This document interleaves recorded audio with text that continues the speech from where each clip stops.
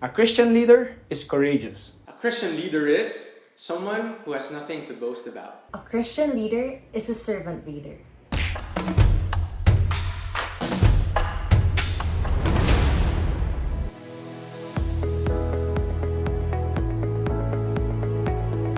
Hi, my name is Jerome and I was a freshman when I joined CUAA. That was in 2004. Now, I'm still here.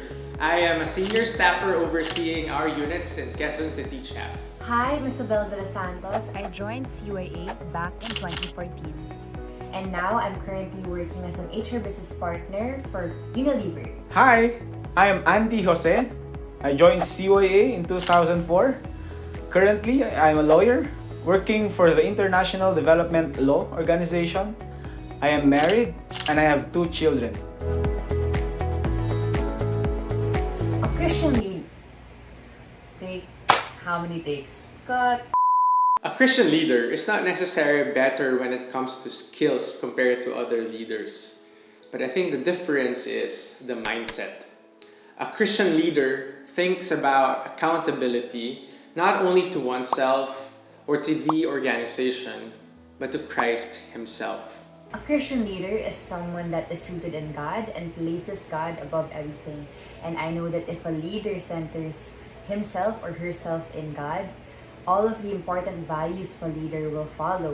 He derives his strength and courage from the Lord. Some people might consider that very scary, but you know what? That's also a source of comfort for me. That I know that if I'm accountable to the best leader, then I can also go to him. Therefore, he knows that he can go beyond his own weaknesses and limitations. When I realize that I'm incapable or I'm not enough, I can go to him for power, for encouragement, for support. And if a Christian leader, wala na, my mind.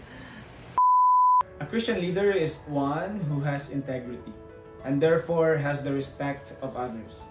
There will be respect for human life. There will be accountability, transparency, honesty, service, true service, and even...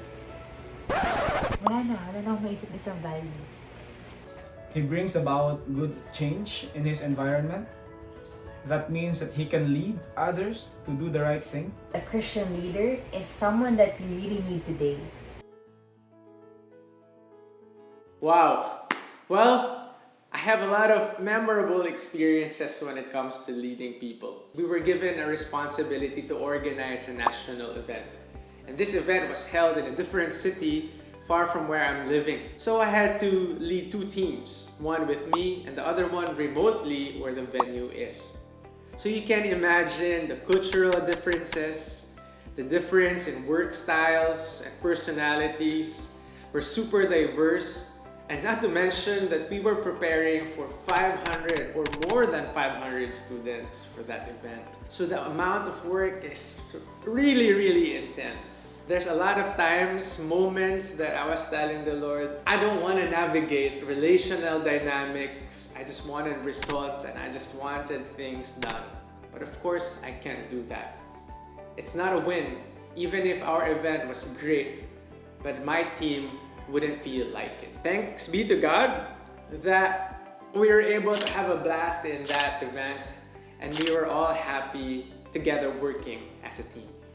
Back in 2019, I was working on a big project that involved internal and external people. And my teammate and I were really working on this. Because of the stress, I knew that there was already tension between us. I knew we were almost going to the point of easily blaming each other, saying bad things to each other or with other people. Of course, I had to step back and think, you know, what would God do in my position, or what would He have wanted me to do? I approached my teammate, I shared with her how I felt, and also I admitted, and you know, I realized that I was also wrong in what was happening. I had to step back and look at things the way God wanted me to look at things and also to do things. So I said sorry to her, and she also said sorry to me, and because of that, we had a better working relationship with each other, and we became even more effective, better friends and co-workers. I remember I was a second-year law student then. After a very devastating class recitation, I thought to myself, is this all there is to my life now? Being embarrassed by my professors, studying all night to prepare for exams, trying my best to make the cut for the next semester. And then I realized and remembered all the years that I served as a volunteer for CYA. And a wild idea came to mind. Why don't I evangelize my friends, my classmates, so that they don't just become competent lawyers. More importantly, they become Christian lawyers. When I thought of that, all my weaknesses, my limitations, my shortcomings came to mind. But the prodding was so strong.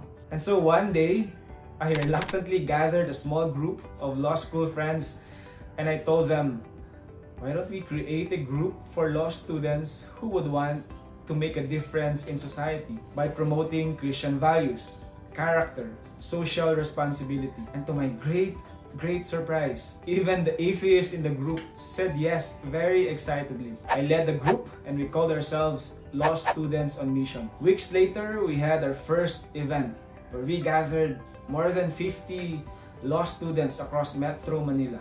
In hindsight, I really was just riding on the power of the Lord, witnessing Him making amazing things in the lives of these people. After providing vision, building consensus, and laying all the plans, at the end of the day, I needed my teams to trust each other.